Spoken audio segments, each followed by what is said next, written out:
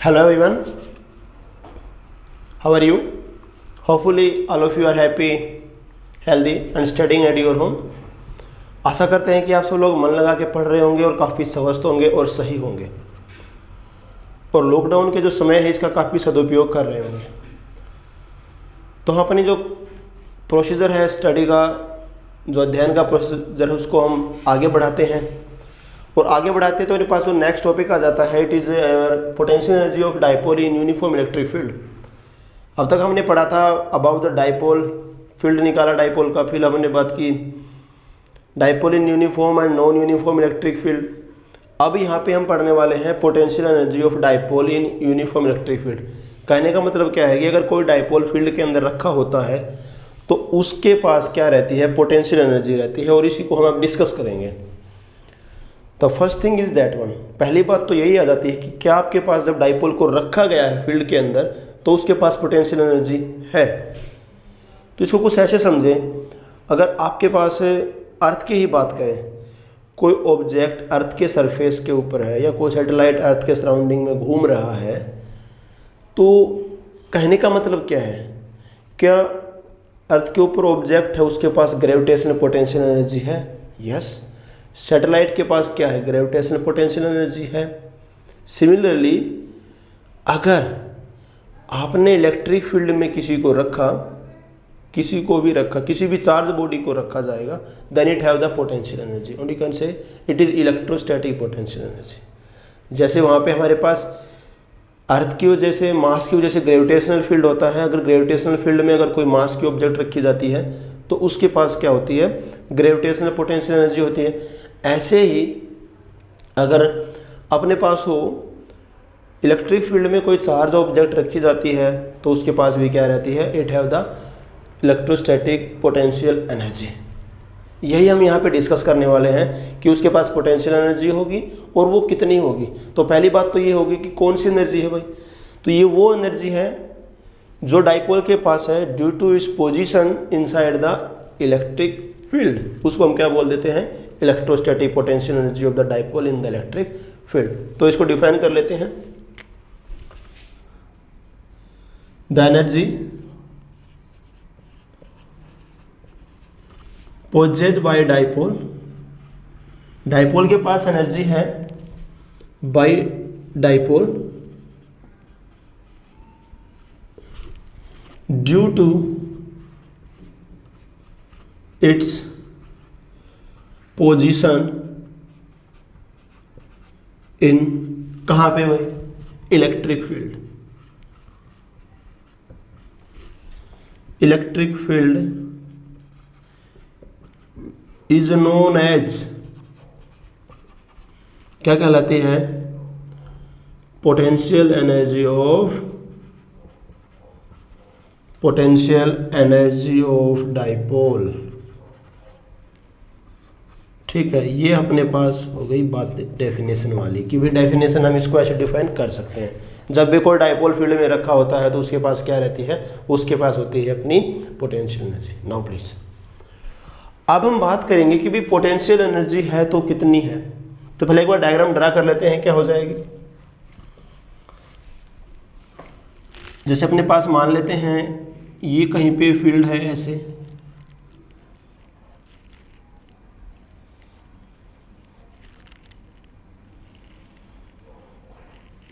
Dipole को हमने कुछ ऐसे रख दिया,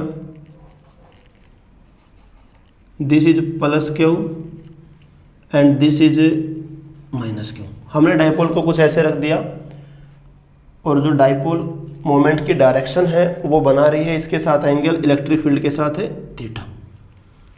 इधर को अपने पास पी हो गया है ऐसे।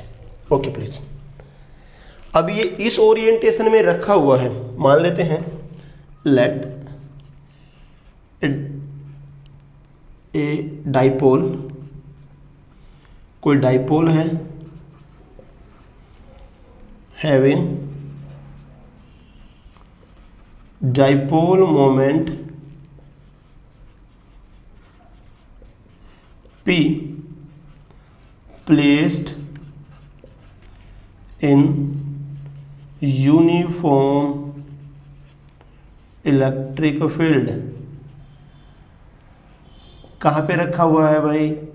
यूनिफॉर्म इलेक्ट्रिक फील्ड के अंदर रखा हुआ है। ठीक है, making angle theta with field direction. चलिए भाई आगे बढ़ते हैं। ये तो बात हो गई कि अपने पास डाइपोल रखा हुआ है, उसकी कुछ ओरिएंटेशन दे दी अपने को।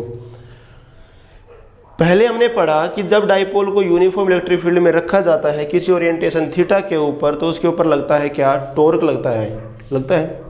ठीक है, वी नो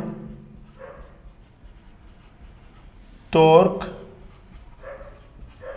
ऑन डाइपोल, ये हम पढ़ चुके हैं पिछले वीडियो में हमारे। क्या हो जाएगा? टाउ होता है पी ई साइन थीटा, ये हो गया भाई टॉर्क। ओके, अब क्या करना है देखना प्लीज। ये टॉर्क है। एक बात आपने देखी होगी, अगर अर्थ के सरफेस के ऊपर कोई ऑब्जेक्ट रखी हुई है, मान लीजिए कोई 5 किलोग्राम का कोई ब्लॉक रखा हुआ है, उस ब्लॉक को आपको लिफ्ट करके ऊपर लेके जाना है, तो हमें क्या करना पड़ता है? We have to do some work. क्यों करना पड़ता है? जब हम इसको ऊपर लेके जा रहे हैं तो इसकी जो ग्रेविटेशनल पोटेंशियल एनर्जी हो क्या होती है? चेंज होती है। ठीक है, अब यहाँ पे डाइपोल रखा हुआ है, डाइपोल के ऊपर इतना टॉर्क लग रहा है। अब अगर इस डाइपोल की ओरिएंटेशन को हम थोड़े से एंगल से चेंज करना चाहें, इतना टॉर्क अब इसके ऊपर लग रहा है, अगर इसको हम ओरिएंटेशन को चेंज करना चाहें तो उस ओरिएंटेशन को चेंज करने के लिए अपने को कुछ काम करना पड़ेगा, क्योंकि ये कहाँ पे रखा हुआ है? It is placed inside the field. ठीक है, तो क्या करें? Amount of work done require to change orientation of dipole by small angle d theta. थोड़ा सा एंगल चेंज करने के लिए कितना आपको वर्क करना पड़ेगा, वो बराबर किसके हो जाएगा?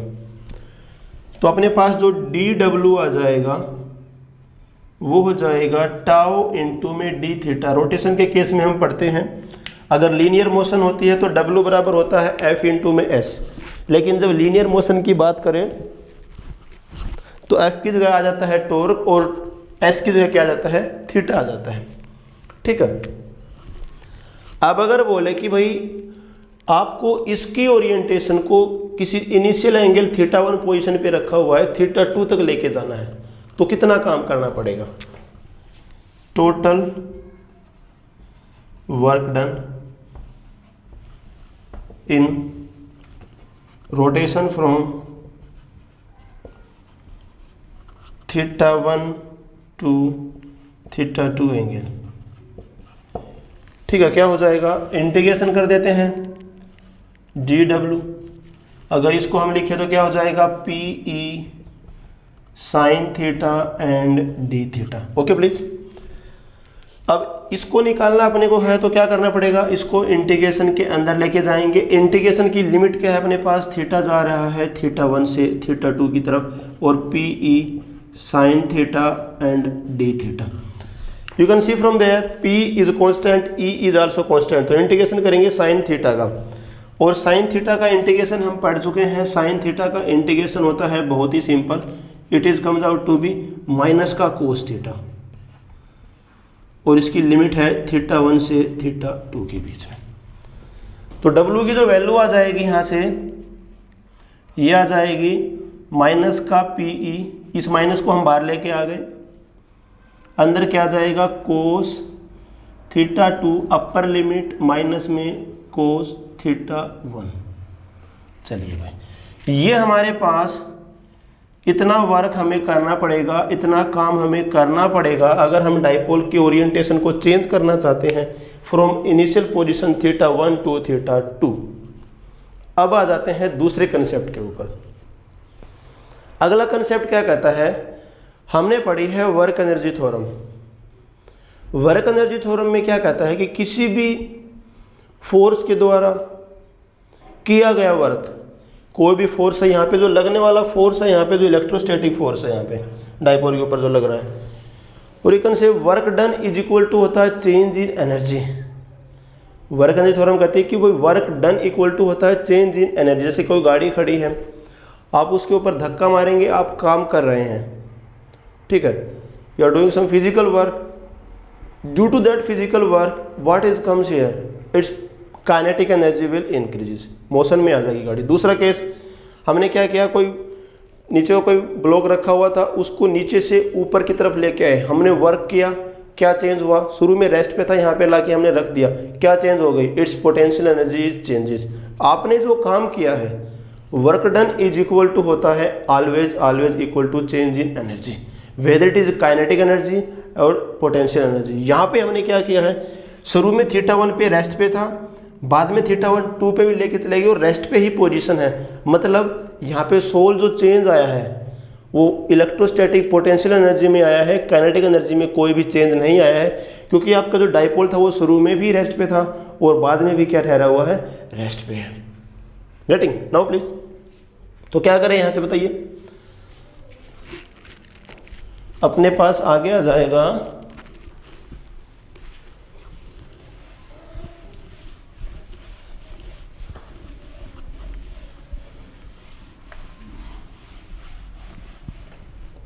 वी नो, हमने क्या पढ़ा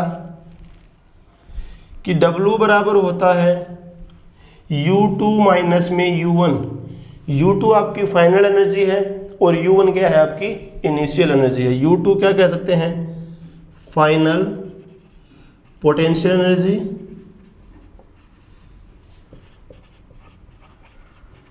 और U1 क्या है अपने पास है, इनिशियल पोटेंशियल एनर्जी। ओके, इसका मतलब क्या हो गया भाई, देखिए यहां से अपने पास क्या हो गया, यहां से देखना please, U2 minus U1 is equal to हो गया माइनस का PE कोस θ2 माइनस में कोस θ1, और यही तो आपका W है, यहाँ पे देखना प्लीज।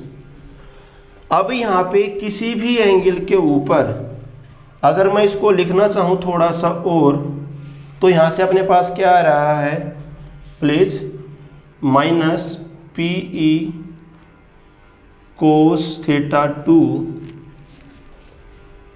ये हो गया। और यहाँ पे मैं इसको लिख सकता हूँ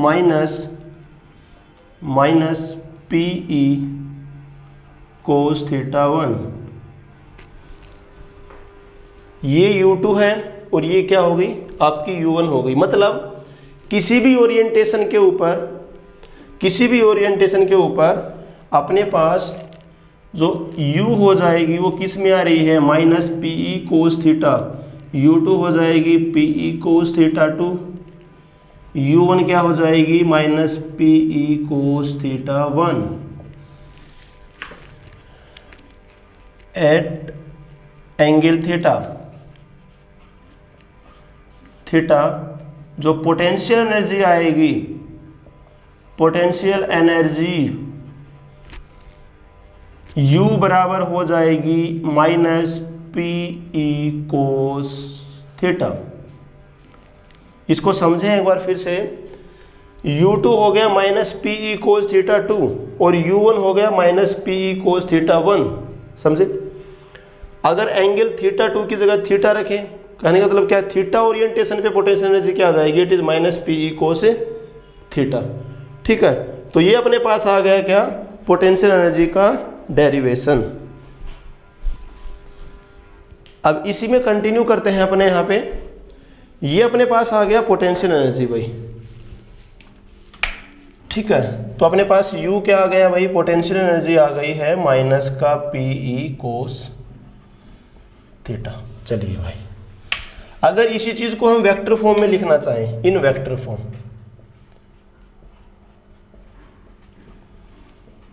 आइए प्लीज, u होता है माइनस का p dot e,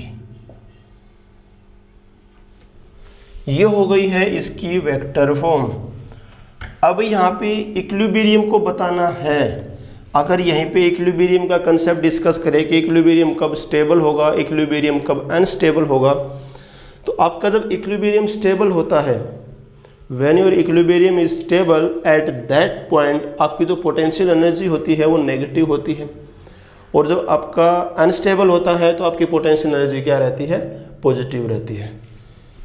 when theta is equal to 0, तो अपने पास u हो जाएगा माइनस का PE, ये हो जाएगा आपका स्टेबल इक्विलिब्रियम।